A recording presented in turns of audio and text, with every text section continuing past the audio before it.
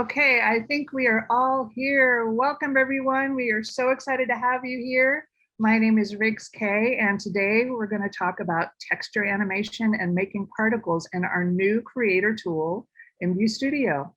And then we will be answering your questions via our Q&A feature. Please use the Q&A feature to ask questions, and remember to keep your questions on topic and GA friendly. If you haven't downloaded the latest IMVU Studio product, let me give you a link here. Very exciting. And you can also, sorry, just trying to find the chat here. You can also find our previous IMVU Studio session recordings there in case you missed the ones that we've done before. And those are very useful. Each learning session is on a different topic. So it's a really good idea to view all of the learning sessions to get the most out of IMVU Studio. Speaking of recordings, we will be recording this session so that people who might have missed the session can listen to it later. And even if you attend this session, it's really useful to go back and stop and start the learning session just to get a little bit more out of it. All right, now let's introduce our experts, Tonic and Drosselmeyer.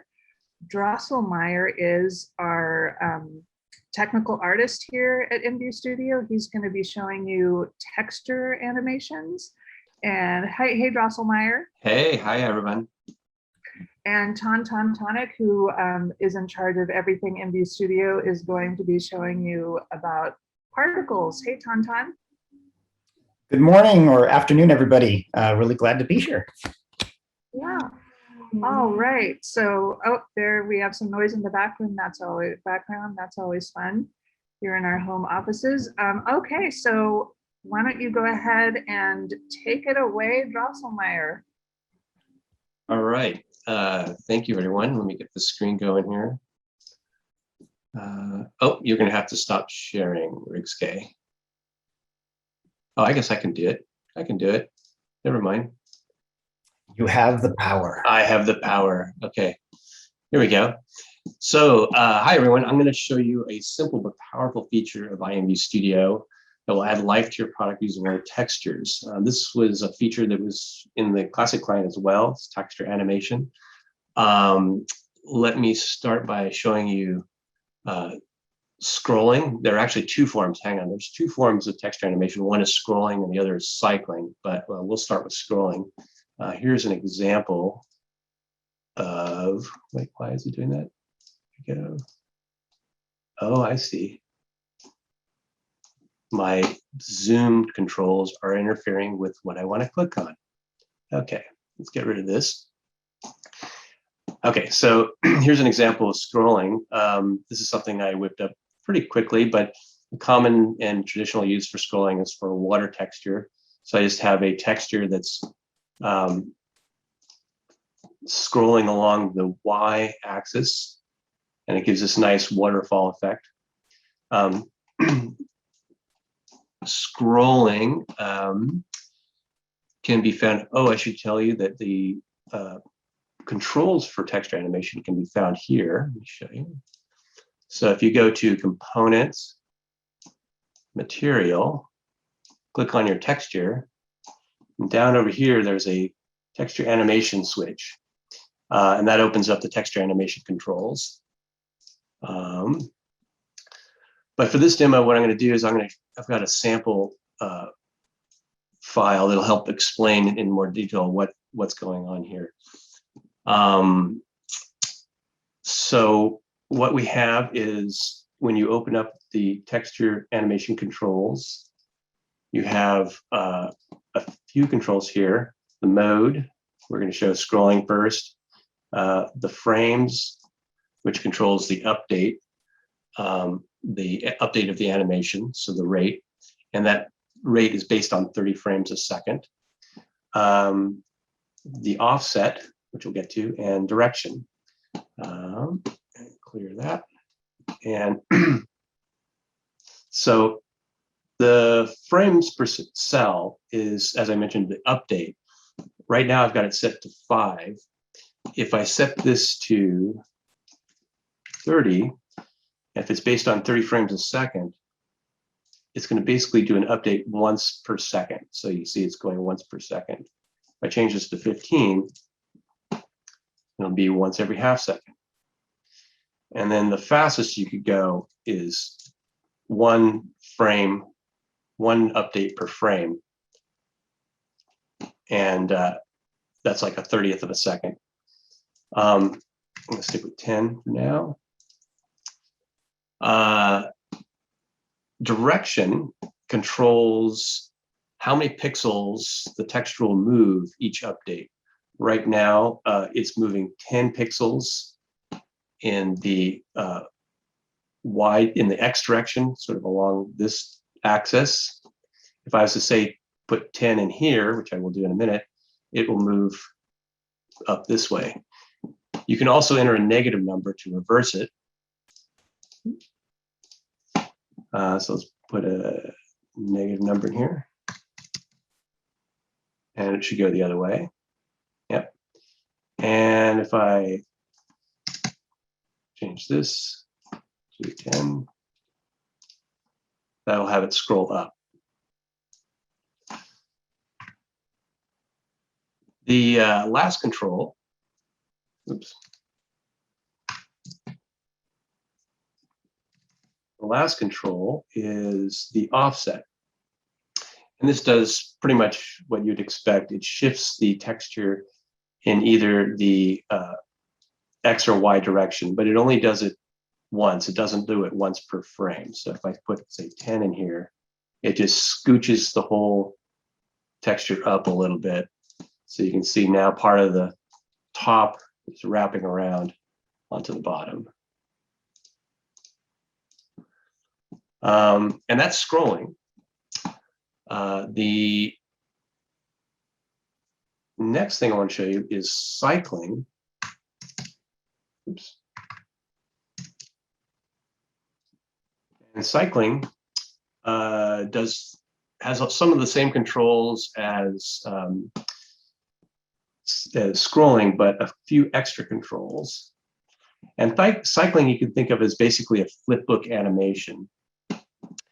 And here's some examples of that. So I made this marquee, and the lights are doing the marquee lights through cycling.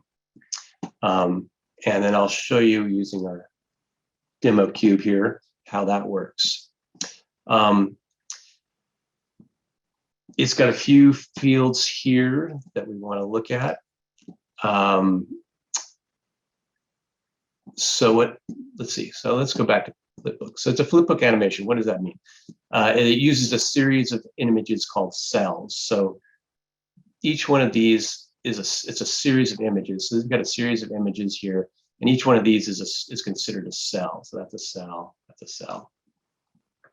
And the sequence order for playing this flipbook animation is left to right and top to bottom.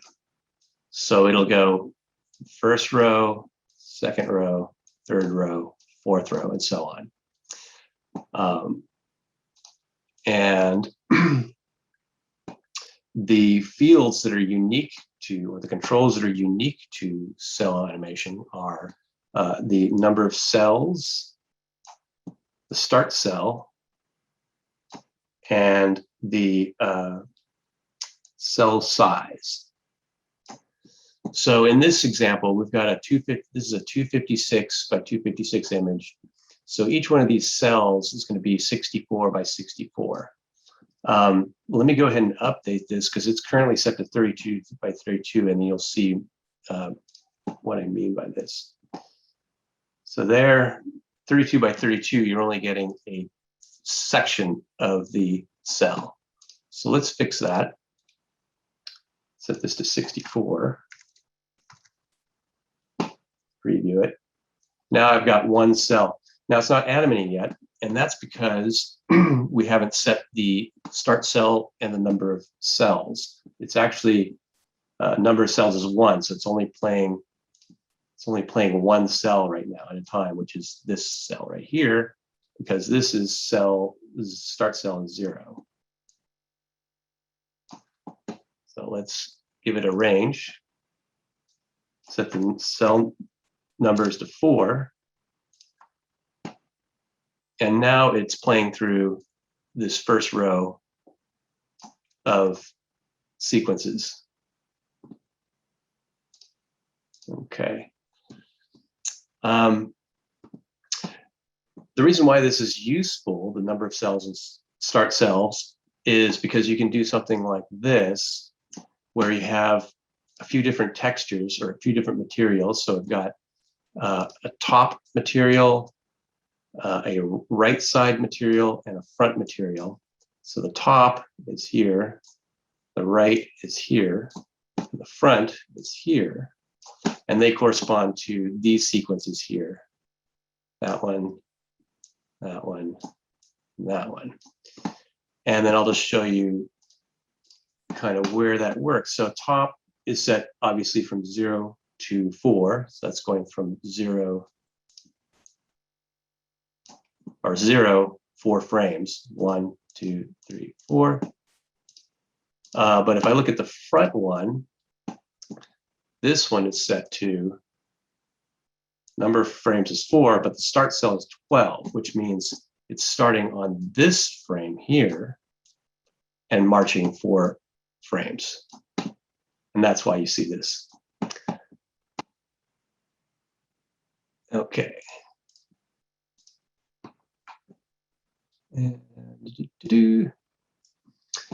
So the other thing that's interesting is for cell animation or for cycling, the offset works a little differently.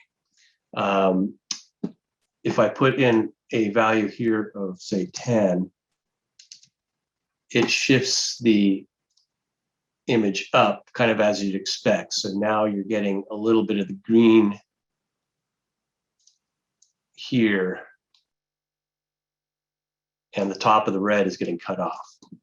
However, X works a little differently. I'll show you how that works. So X actually offsets the animation sequence. And so what you need to do is set this back to 0. It offsets the sequence. So let's say if I put this to 10, weird things will happen. I'll show you here. It's doing some funky things. So what you need to do is you need to set this to a value that matches your cell size. So when you're doing cycling, you got to match the offset to the cell size. So now what it's doing is it's running from here to here. The last couple things I wanted to show you are just sort of some gotchas that might make it tricky to use cycling. And one is that the sequence does not wrap around, meaning that if you set a range of, say, let's start from 14 and come around and go 4 cells. So you'd think that if you set the start range or your start cell to 14 and go 4 cells, that it would wrap around, but it doesn't. And I'll show you that. So let's say, split this, start cell 14. So what's happening, the start cell is 14. And actually, let's make it 12. We'll clear what's going on. So now what's happening, oh wait, hang on. Start cell 13. This is live television, folks. Oh, I've got an offset. It's clearly offset. There we go. Okay. So this is 14. Okay, so here's what's going on. I removed my offset, so that's not interfering with this, but I set the start cell to 14. And like I was saying, you'd expect that if it's going 4 cells, it should at least wrap around. It should go 14, 15, 0, 1, but it actually doesn't. It only goes 14, 15, and then stops. The very last thing I want to show you is that the cell size. So when you set your cell size, this will affect the total number of cells. And what I mean by that is if you change your cell size to be, say, 64 or 128 by 64, this becomes cell 0, 1, 2, and 3. And I'll show you that. So if we set our number of cells to 4, start cell 0, and then set the cell size to be 128, which would be twice the width. Now you see that it's actually looping from here, here, here, here, and then back again. And that's about it. That's texture animation. Back to you, Riggs K. Oh, thank you so much. Now we have Tonic, who's going to show us about particles. I'm very excited about this one. Go Hey, ahead. folks, how's everybody doing? That was a great demo, Drosselmeyer. Just a quick point on that. Cell animation is not exclusively a feature of IMVU Studio. It exists in the old client as well, and we've brought it over to IMVU Studio just for compatibility. But hopefully the layout's a little bit easier, and with the tooltips and especially the tutorial that Greg has given you, you can explore what you can do with cell animations a little more. Yeah, and we've got a whole bunch of tutorials that we're revamping all of our tutorials, and this is definitely one that's going to get in the mix, and we'll get that one to you as well. Great. So what I came here today to show everyone in the latest version, 3.5.1, which I think was released a couple days ago, we released our particle system 2.0 to the general public. Now, just a few words on that. There is a particle system in the old classic client. Some of you may know this and some of you may not, but the particle system in the old client was never actually officially released. And that's why you never were able to have a user interface along with the particle system. It was just never built. So in addition to the new particle system having new features, it's also exclusive to IMVU Studio and the Next products.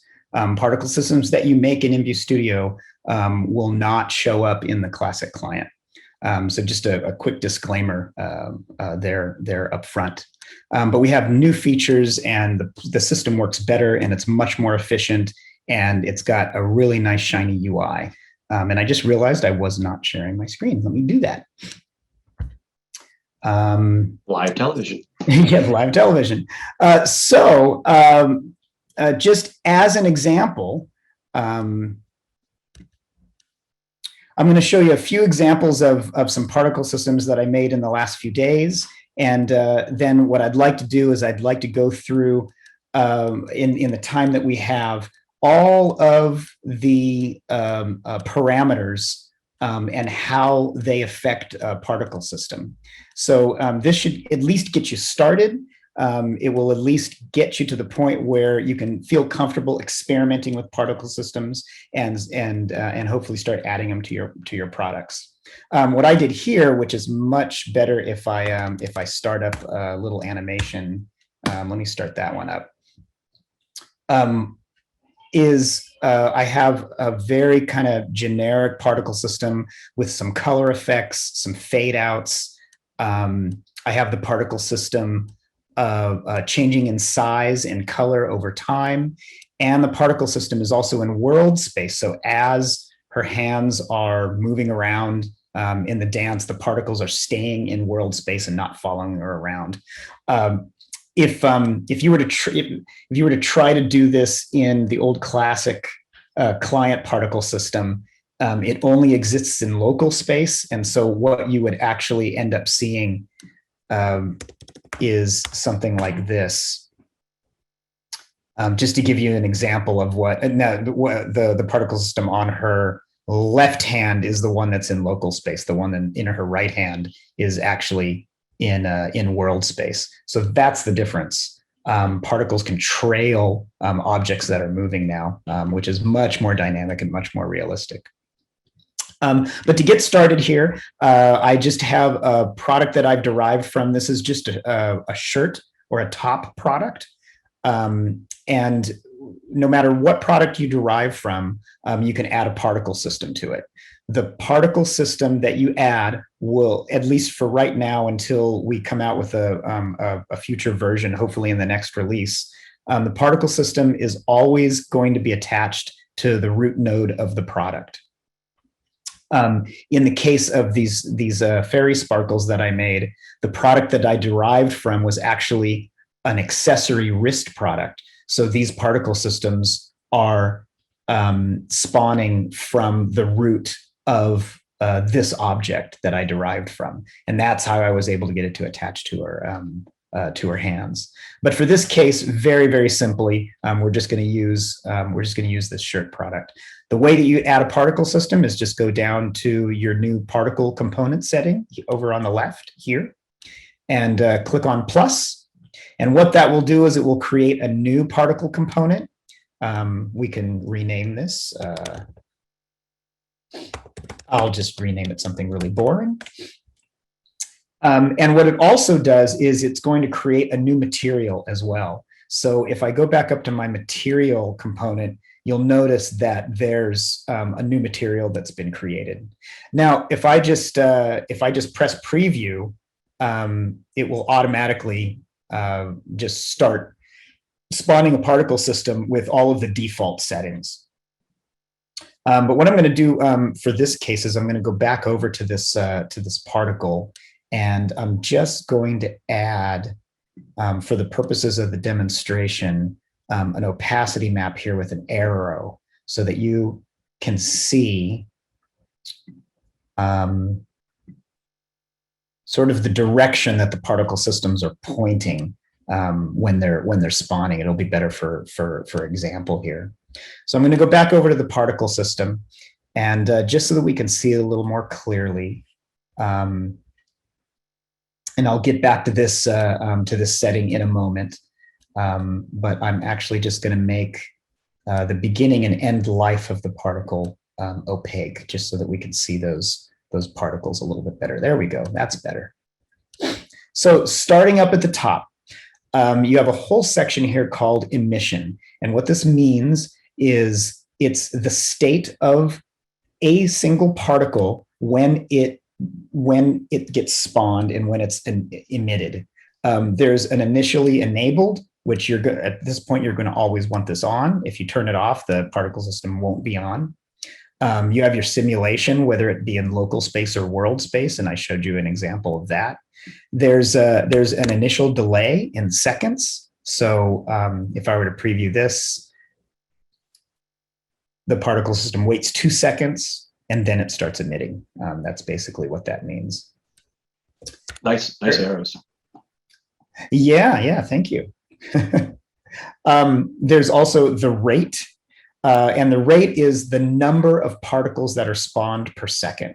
So if I increase this value to, let's say, 50, it's going to spawn about 50 particles every second, right? So there we go. Now we got a lot of particles going. There's the lifetime. So this is over the life of a single particle, how long it stays in existence in seconds. And you have a minimum and maximum here. So the system will choose a range in between your minimum and maximum. So if I want my particles to exist from, let's say, 1 to 3 seconds, it will be random for each particle submitted. So let's take a look at that. So notice some of the particles are disappearing in the air after 1 second. Some particles are existing a full 3 seconds. Let's go a little lower, and let's just say 0.5 to 0.6 seconds. Now you notice the particles are sort of disappearing very quickly. Let's bring this back up. Just, oops. For our example here. So the next setting is the speed. So this is the once when the particle comes into existence, you can tell it to be going at a specific speed, and that's in meters per second. So if I were to increase this, let's say, and this is also a minimum maximum as well. So you can have your particles be spawning at different speeds. So notice now that they're spawning much faster, right? If I were to make the speed exactly the same, you can actually notice the difference here. Notice all of the particles are going exactly the same speed. But if I add a range, now the particles look a little more random because some of them are moving really fast and some of them are moving a little bit more slowly, right? The next item is rotation, and this is a random rotation applied to the material at the point that it is comes into existence. So right now we have negative 360 to 360. So all of the particles are going to be generated in random directions, and that's why I set up the arrow there for you so you could see an example of that. If I were to change this to 0, 0 and press preview, notice all of the particles are emitting with a material in a single direction. If I change that rotation, let's say negative 20 to 20. Notice now all the particles have a slight rotation, but they're between negative 20 degrees and 20 degrees, right? 0 degrees being straight up. The size of the particle system. The particle system is, the basis is in meters. And so if I want to have very, very tiny particles, I can actually go down to, let's say, 0.1 meter to 0.3 meters. And again, this is a minimum and maximum. And so the particles will be generated randomly between these two values. So in fact, just to give you a better example, let's go from 0.1 to 0.9. That way you'll see the particles in different sizes. There we go. So now you have some big particles. Maybe make that a little bigger. Let's just say 0.5. That way you'll have some tiny particles and some much bigger particles. There we go.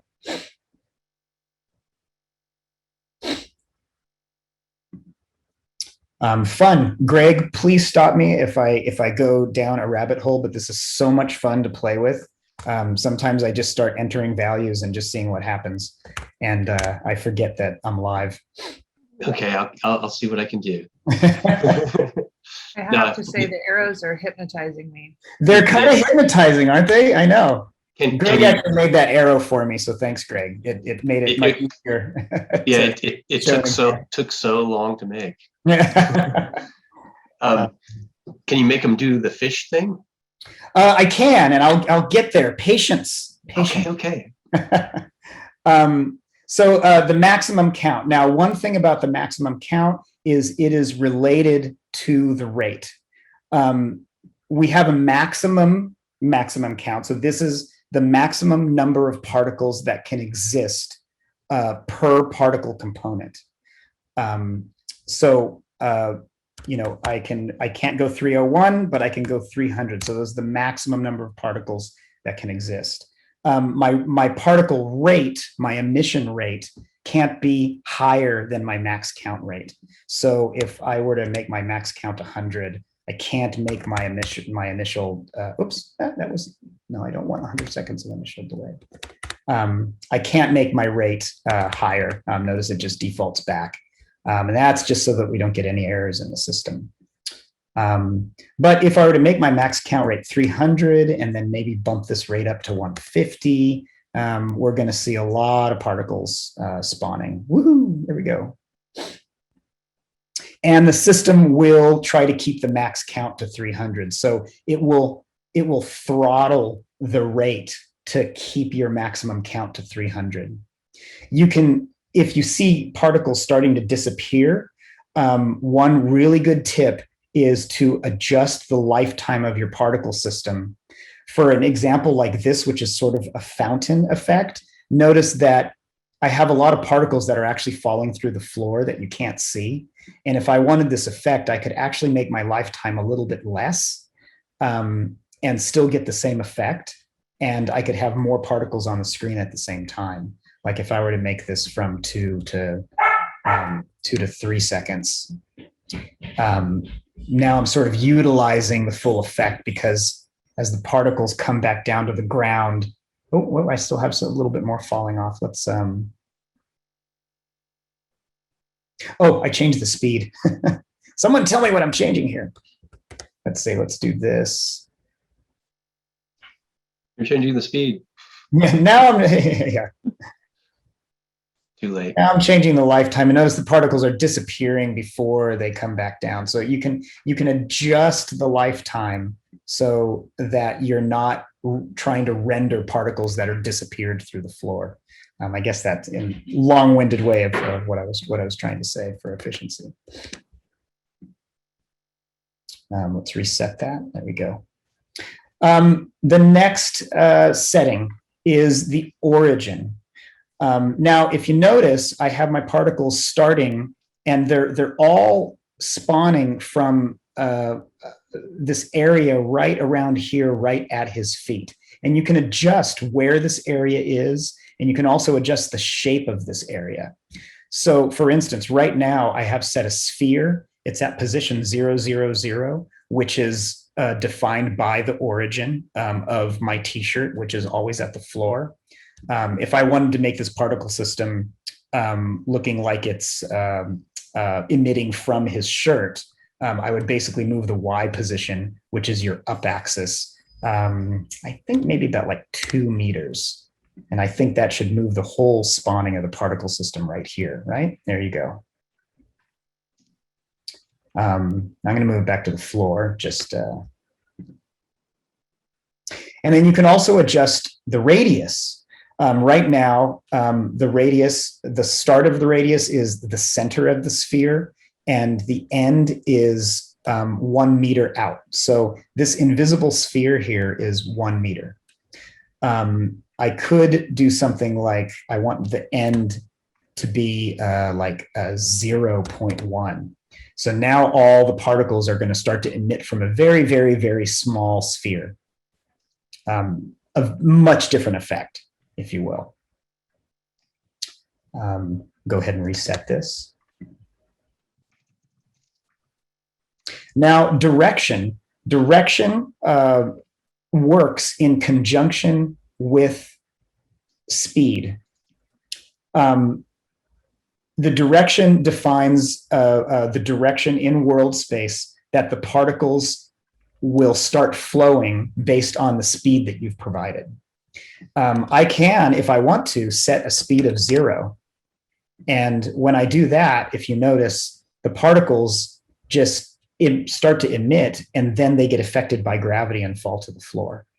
In fact, to show that a little bit better, and before we'll get to the gravity setting, but I'm just going to make gravity 0 as well.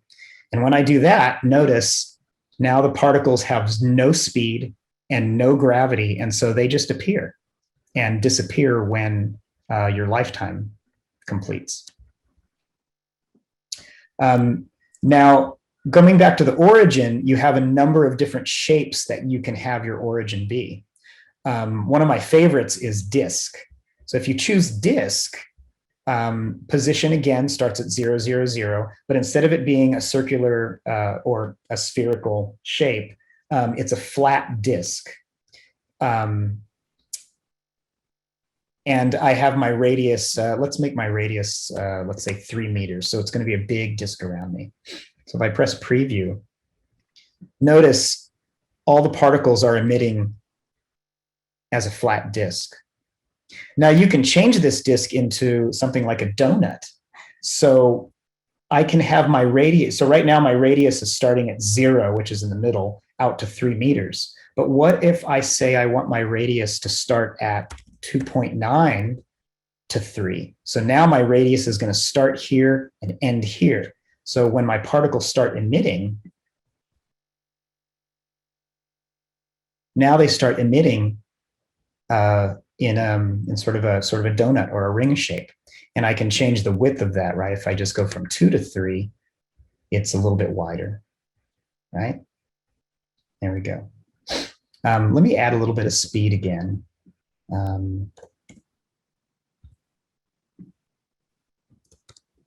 Oops.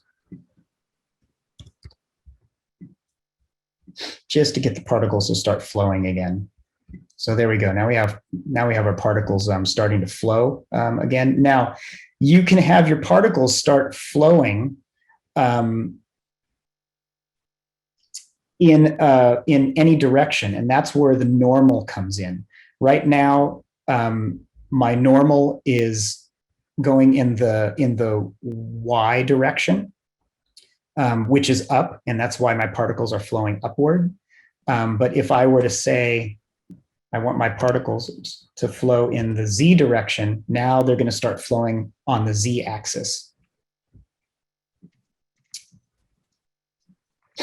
Oh, I'm sorry. I totally need to back up. Specifically with a disk, the normal actually rotates this invisible disk in your origin, which is why you see it tilted on the z-axis. The normals are a little bit harder to understand, and if I can pause right here, one of the big future features that we're going to be introducing for particle systems is some visual aids, so that you can actually see the disk on the screen and you can make that invisible or not invisible. Well as speed and rotation and just a lot. Right now, you kind of have to imagine what those what these disks and origin points look like. Yeah, that'll be a huge help. It's going to be a huge help. Yeah. But let me go back to sphere here, just to give everyone a better example. And we have a big sphere. Let's make the radius 0 to 1.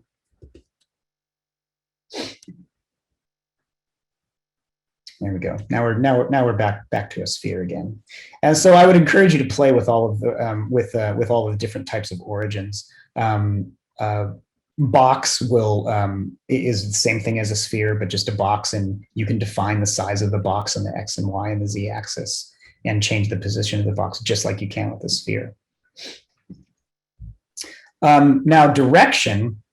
This is my apologies. What I was a little bit confused about, because they both have this normal and position information. So direction. Notice I have my direction type as fixed, which means I am choosing for the direction of my particles to start flowing directly in the y-axis, which is straight up. And if I can do this example again, if I want to have my particles start flowing, moving in the z-axis, the positive z-axis, now you see the particles moving in that direction. And again, they will move at the speed that you set here. You can also, so this is direction. Each particle is moving in a straight line based on the normal. If I wanted these particles to move sort of at a 45-degree angle, maybe in this direction, I would choose 1, 1. These are normals, so they're expressed as vectors, so they're not in degrees. So if I have a vector y of 1 going up and a vector z of 1, the particles will average and start flowing in a 45-degree angle. So that's the way you have to play with this a little bit, but that's how you can get the particles to flow in a specific direction. Yeah, it might be useful to point out too that y, as you mentioned, is up or straight up in the world space, but then x is a positive value of x runs off to your characters. Well, we're looking at their left side, so it would point to the right of the screen from what we're viewing, and then z is actually back away from the back of the character as it is right now. That's those are the world coordinates. Right. No, good point, Drossel. So I'm going to show you a couple different ways that you can apply direction. You can also apply direction radially, which means, and it's much easier to just show you an example. All of the particles start flowing radially outward from the center at different speeds based on your speed. A cone. Cone is a tiny bit more complex. Let me set this up to give you an example, and then I'll show you why I did what I did.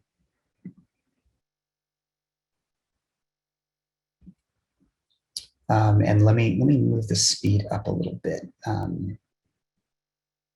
Let's see, 5.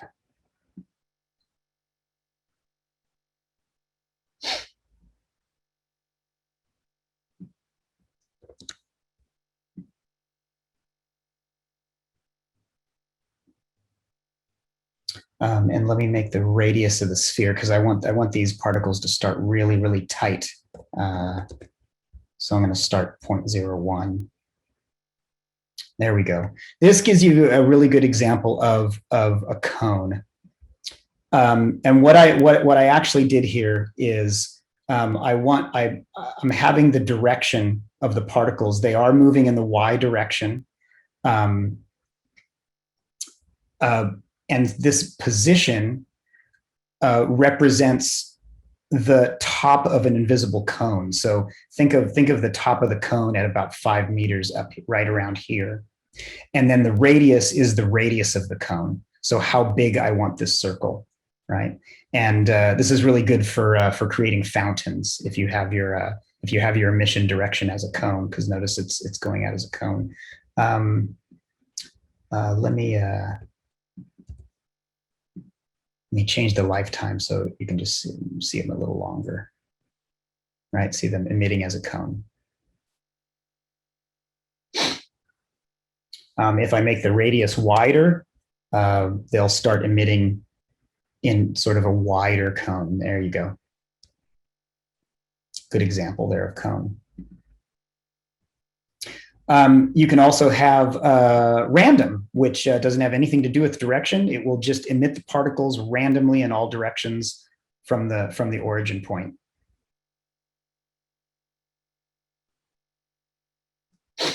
And then last but not least, point to particle.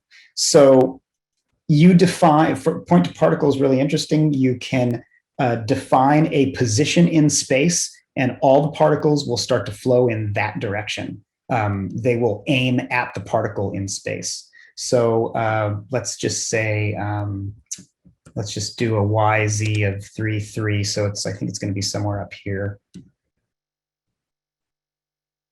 And there you go. Notice all the particles are emitting, aiming at this arbitrary position in space that we've defined. And that's direction.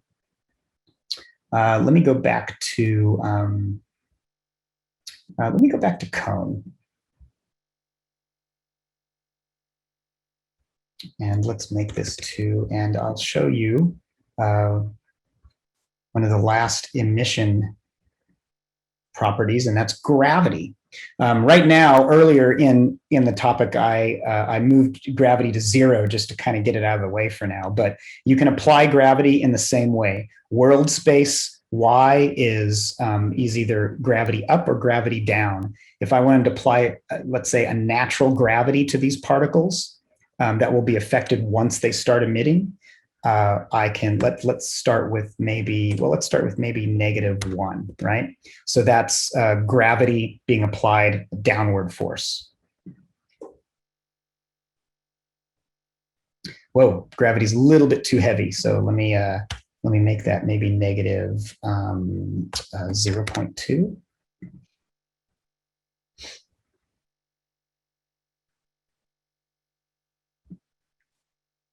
And notice they're just getting going, and then gravity's taking place and pulling them back down again.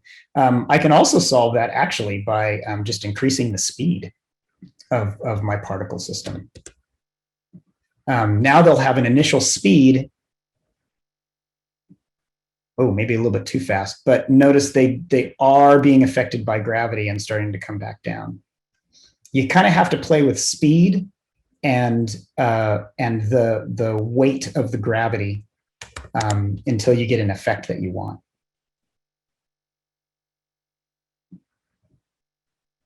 There we go.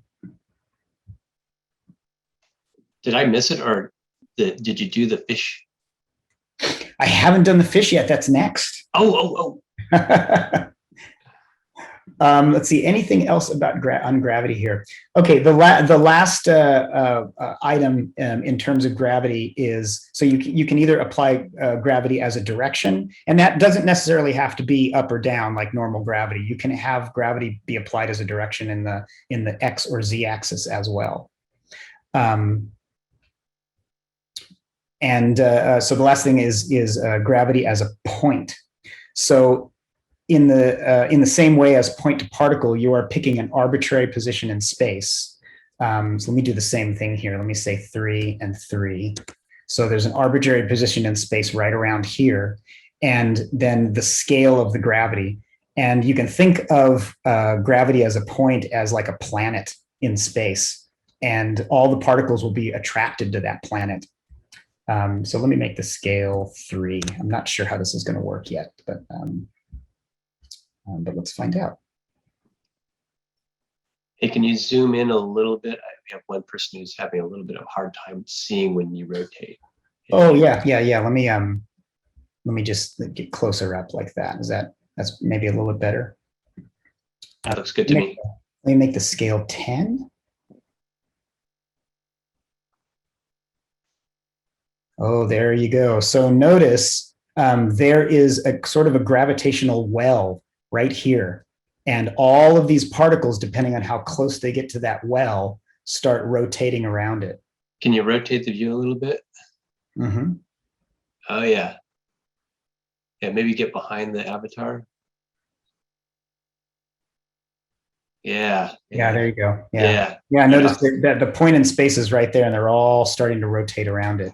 I don't have an example today. I wish I did, but I was playing around yesterday, and I was able to get the particles to start basically just like rotating around in a ring, almost like a field of asteroids around the ring around this point in space. This is a very, very powerful feature, and we're gonna keep working on it and tinkering with it and adding more attributes to this gravity well.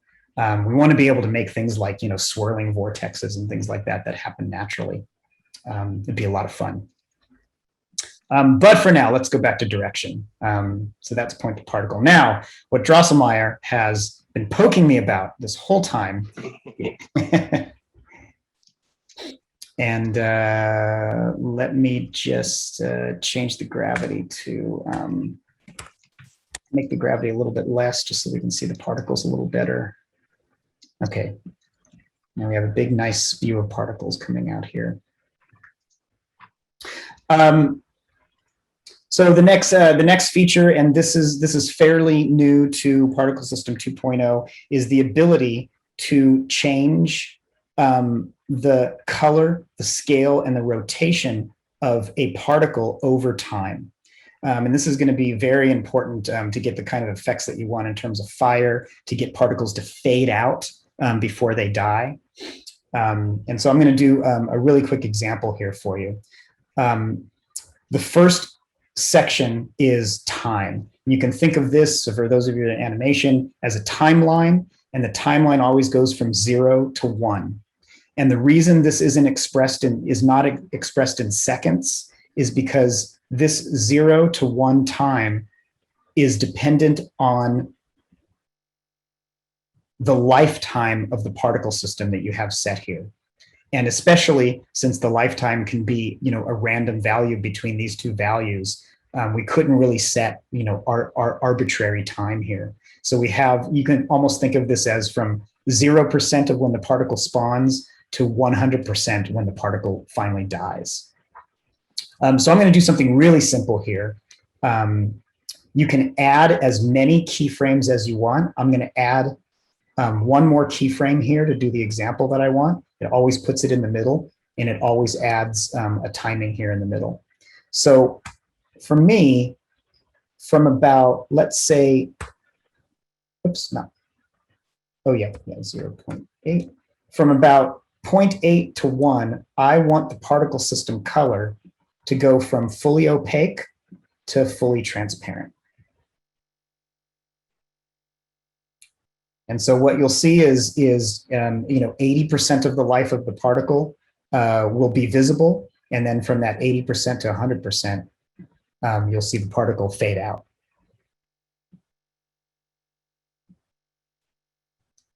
Let me make the life of the particles a little bit less, because it seems like they're existing a little bit too much here. Let's try that. 4 seconds.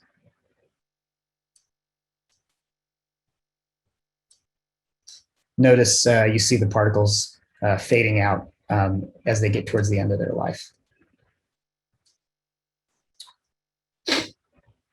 Right, now you can also do the same thing with color, and color is additive. So right now, I have white to white, so it's multiplying white times the red color of the material that I'm using. So let me just add, let's say, a green color here. So now the particle should go from red to red times green.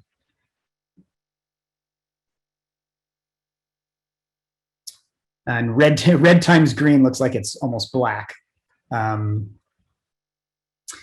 me do this just to make this example a little more clear. I'm going to use the opacity as my diffuse map as well, and that way we'll start out with white arrows.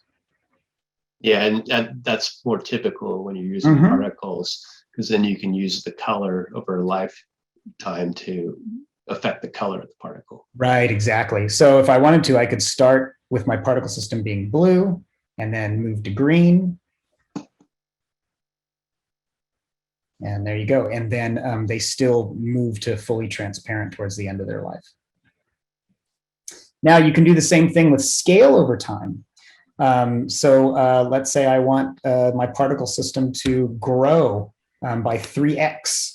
And then at the end of its life, I want it to go down to 0. So it's not only going to fade out, but they're going to scale down back to 0. Let's see what that looks like. Now that you see the texture maps are growing, and then at the end of its life, they're going away forever. And then lastly, Drosselmeyer, this is what you've been waiting for. Oh boy. Yay. You can also do rotation. Now, rotation in this field is expressed in degrees. So 360 degrees, for example, is one full rotation. Oh, and note that was a happy accident. Notice they're going from 360 degrees back to 0 at the last part of this, which looks kind of cool. I wasn't expecting that, but I think I'm going to keep it. Yeah, that's kind of cool. Yeah. If I wanted my particles over the lifetime of the particle to rotate, let's say 2 times, I would just multiply this, right? So I would go 720 degrees. And if I wanted it to stay, I would just make sure that the last part of my keyframe matches. Now they should spin twice and then stop and fade out. 1, 2, and then fade out.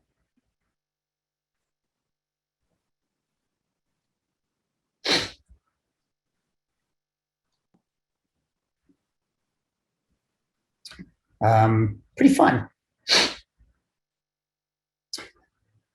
Now there is one more set of features hidden over here called advanced, and we're not going to have time to go through these features in this demo, but I would encourage you to play around with these.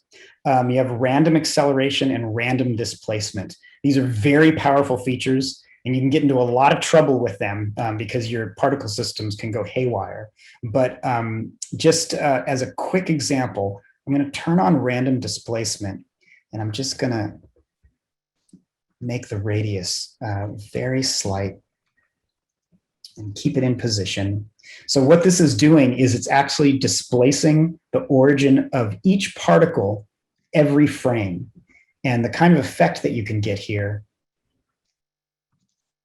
let me actually make it a little bit bigger, so you can really see what's going on.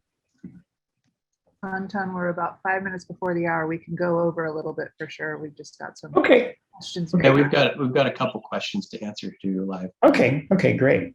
So just as a quick example, what if you can see here, they almost look like buzzing bees because they're being randomly displaced by 2 units every frame. So you get this really frantic buzzy kind of effect. This is something you definitely need to play around with. Random acceleration actually accelerates the particles in different directions. And that is in the advanced settings under evolution. I'm going to turn that off because that hurts my eyes. Now, the very last thing I'm going to share with you is the cell animation section. This works in much the same way as the examples that Greg was showing you earlier on, but it is in its own separate section. So if you want to apply cell animation material to a particle system, you have to use this section here, and you cannot use the cell animation section in the material inspector panel. It basically ignores this section because since this is a new particle system, it's a new engine, we had to have a separate section for the texture animation. But we did simplify it a little bit here, and I'm going to give you, I have an example already worked out here. I have my little V-coin coins turning. And that's great. You want to mention how you made that? Yeah, definitely. So if I go over to the material that I'm using, and by the way, I don't think I mentioned up here at the top, not only can you name your particle system, but you can actually choose which material in your material component that's the particle system is going to use. And you can do that right up here. And if you notice, I have a particle system here, material that I'm using. It's this one, and I'll go ahead and open this up. I actually did this in Photoshop. This is a 512 by 512. Photoshop has a really interesting sort of pseudo 3D feature. So I took a flat image and I just started rotating it at even amounts over 16 panels, or I should say 15 panels. That seems to be the way it worked out. So to apply this, notice the texture map is 4 by 4, and that's the way that you define it in the particle system. So it's 4 across by 4 down. So number of tiles 4 by 4, and my range of that particle system, I have right now I'm just using 7 of the tiles, so 0 to 7. The start and end range that you want, and that would be going across from left to right, starting at the top left, 1, 2, 3, 4, 5, 6, 7. Let me actually change this because I'm actually should be using 14 of them, or from 0 to 14, right?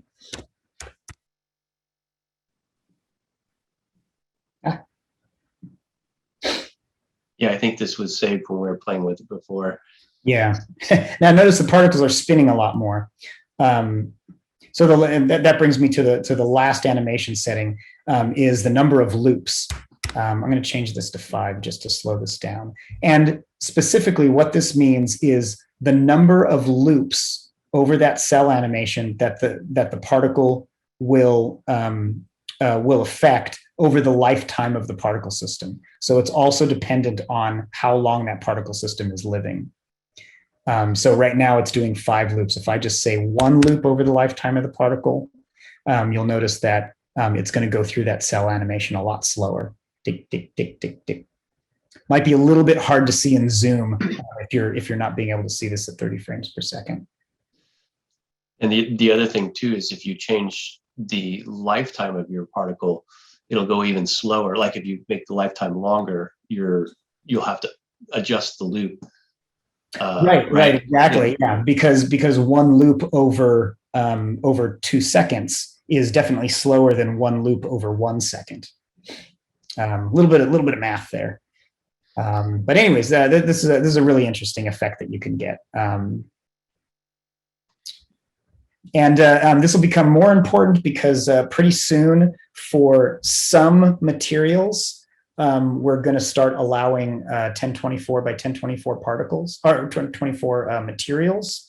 And so you'll be able to have a little bit more richer particle systems if you wanted to do something like this with materials. This is actually at 512 by 512, that's actually still pretty good resolution. Yeah, but it means you could do longer cell animations. Yeah, you could do longer animations. So the last thing I just wanted to show you is to come back to my fairy sparkles here. And it combines a lot of the techniques that I was showing you earlier today, especially using world space. Again, I'm using an accessory so that it follows her hand. The particle system I'm using, I actually have it starting colored purple and then turning to white, and then eventually moving down to 0 scale and completely transparent. So you see the particles are able to kind of fade out very nicely. I have the lifetime of the particle set to 4. I have the size of my particles a little bit random, so they're a little bit different. And then the very last thing, in order to get this glow effect, a lot of you probably already know this, but especially if this is the material I'm using, my diffuse and my opacity is a shade of white or gray. And along with that, if you use additive blending, it sort of gives you a fake glow effect. If I was just to use composite blending here, notice, oops. Just real quick, I was actually wearing the particle system. There we go. So if you notice with composite blending, it's just cutting out the texture map. But if you use additive blend, you can get some nice glowing effects out of your particle systems. It's a really, really nice effect.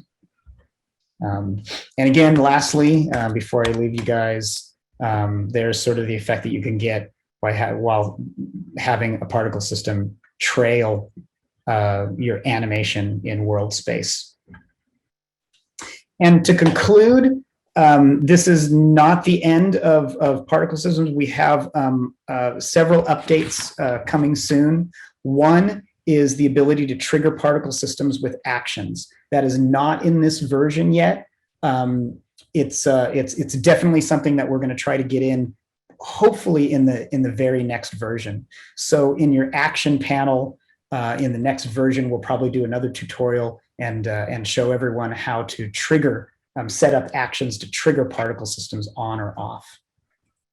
Other thing coming soon is, and this has been very, very highly requested even in the old client, and that's the ability to attach particles to accessories or to accessory bones. And that's going to be coming pretty soon too. We want you to have the ability to attach a particle to any bone, either whether it be a human bone or a human skeleton bone or an accessory bone structure that isn't necessarily our default bipedal structure. And then lastly, we're going to be adding tooltips, just as we did to the rest of the panels that you see. We're going to be adding tooltips pretty soon to all of the properties in the particle system. And that's all I got for everyone. I'm sure there's a lot of questions. I'm going to go ahead and leave this running because it's kind of mesmerizing. Unless Riggs, you want to take over the screen.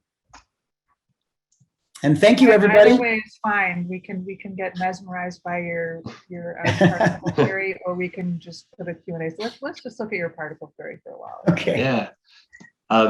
Yeah, we've got a few questions, not too many. One of them, a couple people asked, and they ask, when is this feature available? So particles is out, right?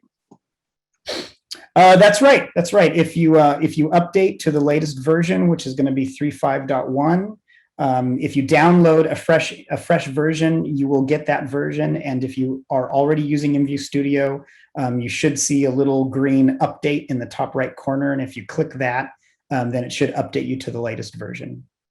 And you will see the particle component over in your far left, and you can start playing around with it. Another question we have is, can you add multiple particle systems to your product? Oh yeah, that's actually a great question. And the answer is yes. Notice I have a particle system here, but there's still a plus sign, so I can add as many particle systems as I want, and play with them all individually to get some compounding effects. If I preview that, notice right now I have some default particle systems, including the ones that's already exists. So there you go. Yeah. Yeah. Somebody was asking too. So they're asking about multiple particle systems, but also can you put it on any product? This is kind of related to what you were talking about before. But yeah, can you put it on any product? Yes, you can add a particle system to any product. Again, for clothing products, the root of all clothing products are based on our male or female skeleton, and the root is going to always 0, 0, 0 is always going to be at sort of like the base of the skeleton. So it's a little bit something we have to work around right now until we come out with that future feature that's going to allow you to choose what bone you want the particle origin to be at. Yeah, there was one case, I tried making a particle system from the empty furniture and noticed that didn't work because the empty furniture doesn't have any skeleton structure for it. That's correct. That's a current limitation. Yeah, so there's a couple limitations there. Once we get past the having to be locked into the bipedal skeleton, that'll give us a lot more freedom.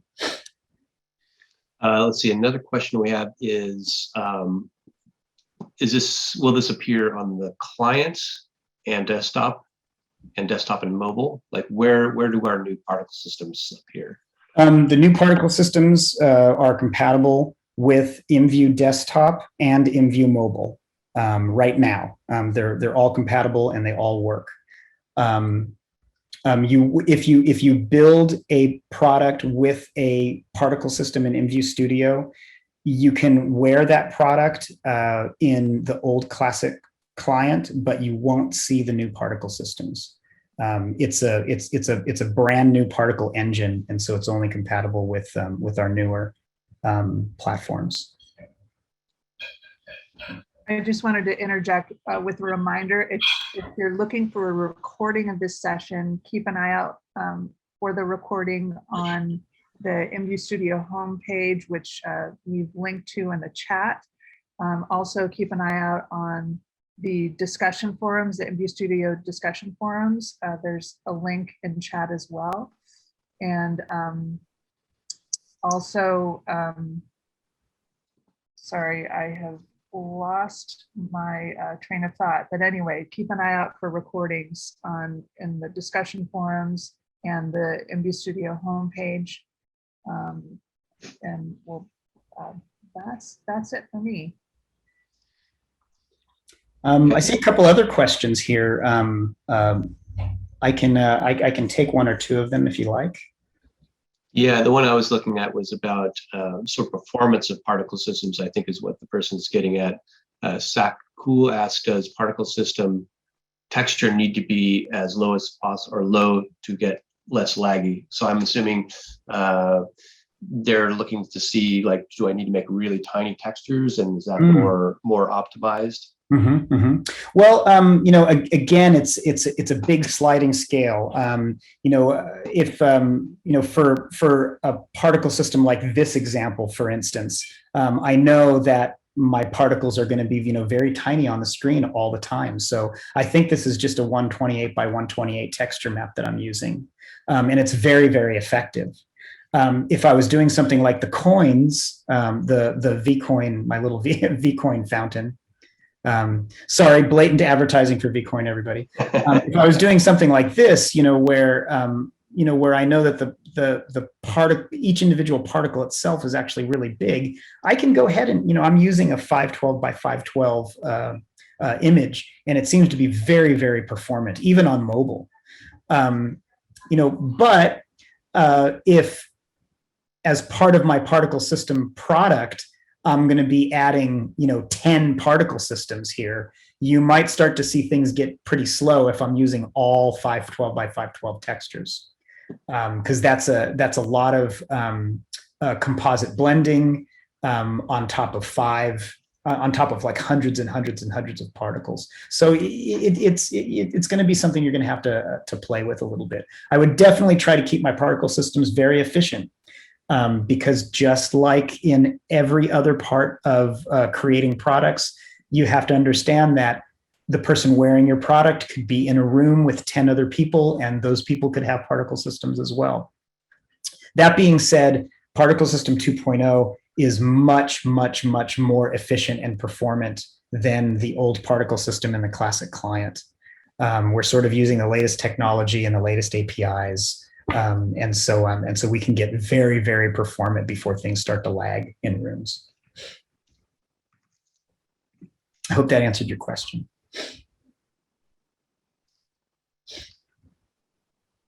I think that's about it. One person asked something about small scalars, but I'm not, and they don't get it. Like, I don't know if they're talking about particles setting this. The question was, I type up small scalar, but I don't get it. And I'm wondering if they're talking about scalars or if it's about trying to make small particles, because I know there is sort of a limit on how small your particle can get. Is that correct? While we were testing particle system, there was a limit at one point with how small it can get, but now you can get down to 0.001 of a meter, which is almost to the point where you can't see the particles anymore. I think if that's the question they were asking, you can just here. Let me give you an example here. For your initial particle size, which is Down a little bit. where is it? There we go. There it is. Yeah, just remember you can go down to, I think, 3 decimal places. Yeah. You can go down to 3 decimal places, 0.001 as a minimum size. So that's pretty small, right? If I were to do that, let's just do it because now I'm curious. Right, they're so small you can barely see them. I don't think I can see them. Yeah, I can't see them at all. Yeah. So yeah, there you go. If that's the question you were asking.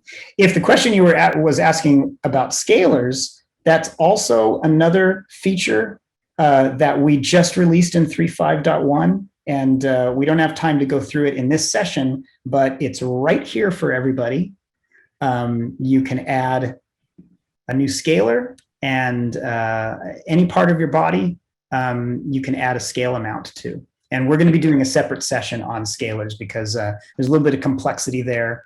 Some people know how to do it from the old classic client and the debug panel, but we've actually added a nice little user interface if you want to make your own scalars along with your products.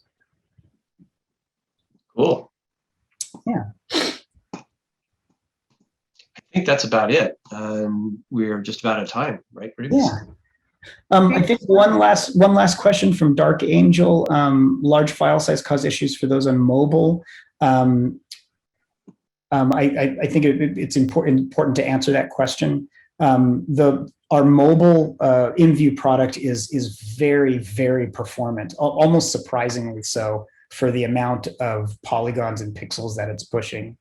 That being said, iOS devices are much more performant than some Android devices, because iOS, because the operating system is much more controlled than on the Android side. Android devices, I mean, we have people statistically using Android devices from like 10 years ago, and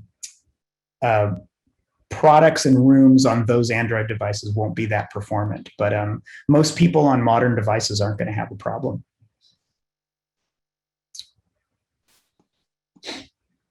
Great. All right. I think we are ready to say goodbye for now. Thank you so much, everybody, for attending. Yeah, thank you all. I'm fascinated by this myself. It's amazing new particle features.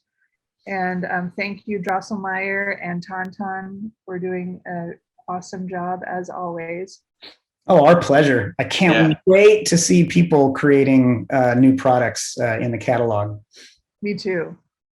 And we will see you next time. We'll definitely be doing another one of these IMVU Studio learning sessions in about a month. And again, feel free to look at the IMVU Studio homepage for past sessions that you can look at. And we look forward to seeing you very soon. Bye. Yeah. Thank you all. Thank you.